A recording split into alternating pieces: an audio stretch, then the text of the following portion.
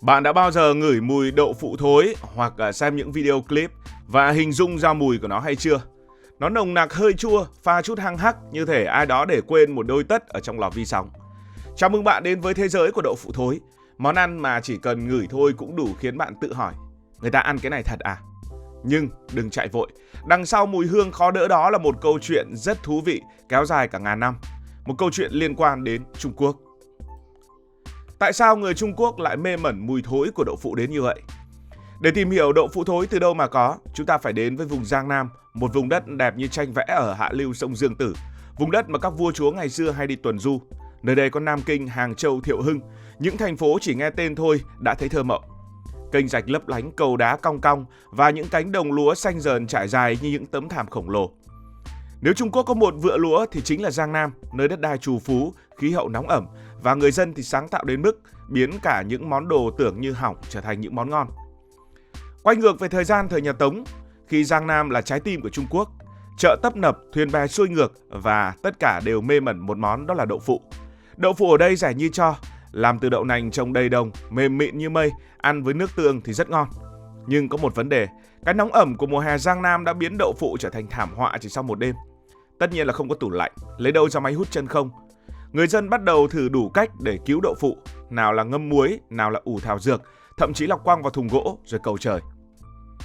Và rồi một khoảnh khắc định mệnh chính là kiểu để quên đồ trong bếp, nơi ra đời của biết bao nhiêu món ăn liên quan đến thối đã ra đời. Đó là phiên bản cổ đại của đậu phụ thối. Một anh chàng nào đó làm đậu phụ ở Nam Kinh, có lẽ là đang bận đi chợ hoặc là chém gió với hàng xóm, đã bỏ quên một mẻ đậu phụ trong chum muối dưới mái hiên. Mấy tuần sau, chum đậu bắt đầu lên men với mùi hương không mấy dễ chịu. Nhưng người Trung Quốc chẳng có gì là bỏ đi cả. Anh ta đã nếm thử và một vị giác đã bùng nổ. Đậu phụ mềm tan, đậm đà một hương vị rất khó tả. Và từ đó thì món đậu phụ thối đã ra đời. Thế là từ một tai nạn ẩm thực, đậu phụ thối đã chính thức lên sóng, trở thành một món ăn khiến cả làng cả tổng xôn xao. Nhưng câu chuyện không chỉ dừng lại ở Nam Kinh. Ở Thiệu Hưng, nơi rượu gạo thơm lừng cả đất trời, người ta nghĩ sao không ủ đậu phụ với bã rượu.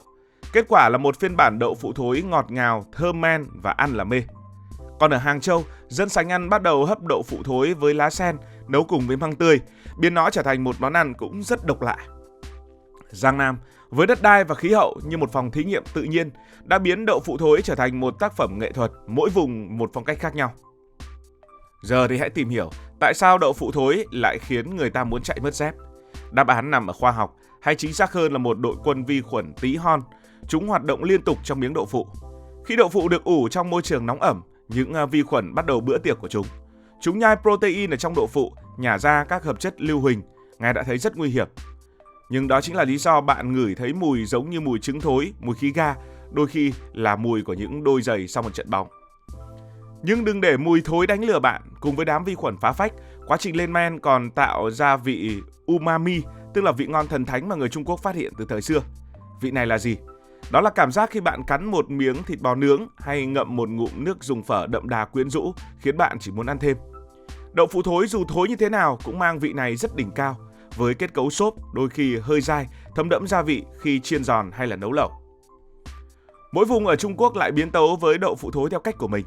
Ở Nam Kinh, họ ủ đậu phụ ở trong nước muối với hoa hồi, quế, tạo ra màu vàng nhạt và mùi nhẹ nhàng hơn. Nó là nhẹ nhàng nhưng mà vẫn thối.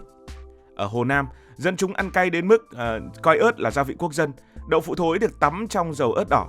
Tiêu Tứ Xuyên ăn vào là muốn hét lên bởi vì quá cay. Còn ở Đài Loan, đậu phụ thối được rán lên vàng rộm, chấm với nước sốt ngọt cùng với dưa muối. Còn có những nơi đậu phụ thối được để trên lá chuối, trong thùng tre, tạo ra những phiên bản handmade mà chỉ cần ngửi thôi đã thấy cả một câu chuyện lịch sử. Nếu Giang Nam là nơi đậu phụ thối ra đời thì những khu chợ đêm chính là nơi nó trình diễn hương vị của mình và đánh cắp trái tim cũng như đánh cắp mùi hương của rất nhiều người Trung Quốc. Chợ đêm Trung Quốc là một bữa tiệc của giác quan với đèn lồng đỏ rực, với những tiếng dao lanh lảnh, với mùi xiên nướng thơm lừng. Và rồi, đậu phụ thối đã xuất hiện ở đây như một siêu sao nhảy ra chiếm sóng.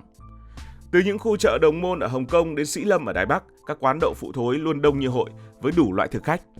Từ đám học sinh nhí nhố cho đến dân văn phòng.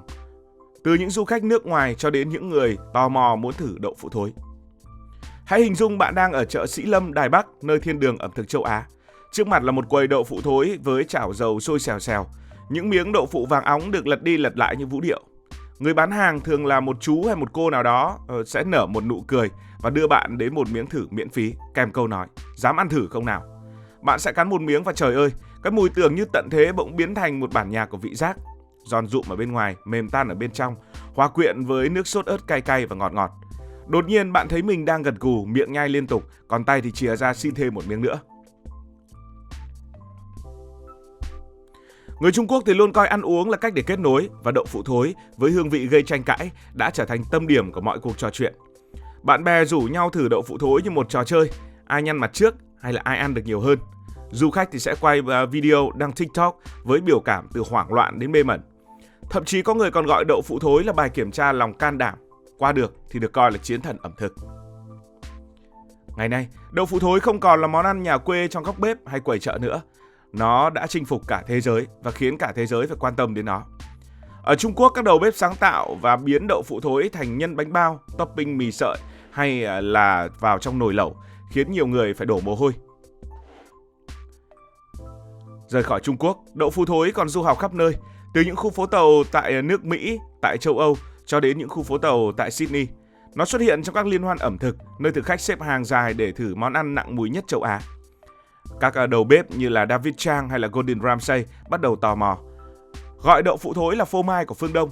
Có người còn làm burger đậu phụ thối ăn kèm khoai tây chiên kiểu Đông Tây kết hợp mà nhiều người cũng không ngờ tới được. Nhưng phải thú thật rằng không phải ai cũng kết bạn được với đậu phụ thối ngay từ đầu. YouTube tràn ngập những video thử thách nơi người nước ngoài bịt mũi, nhăn mặt hoặc chạy thẳng ra khỏi khung hình khi ngửi thấy mùi của nó. Có người so sánh mùi đậu phụ thối với thùng rác ngày nắng nóng. Nhưng điều hài hước là sau khi vượt qua cửa ải mùi hương, hầu hết đều gật gù, nó cũng khá là ngon. Đó chính là siêu năng lực của đậu phụ thối, nó khiến bạn nghi ngờ, rồi bất ngờ và cuối cùng là nghiện. Điều này thì cũng liên quan đến triết lý ẩm thực Trung Quốc. Ẩm thực Trung Quốc không chỉ là ăn cho no mà là cả một triết lý sống. Người Trung Quốc tin vào sự cân bằng âm dương, nóng lạnh, chua ngọt và đậu phụ thối là minh chứng sống động nhất.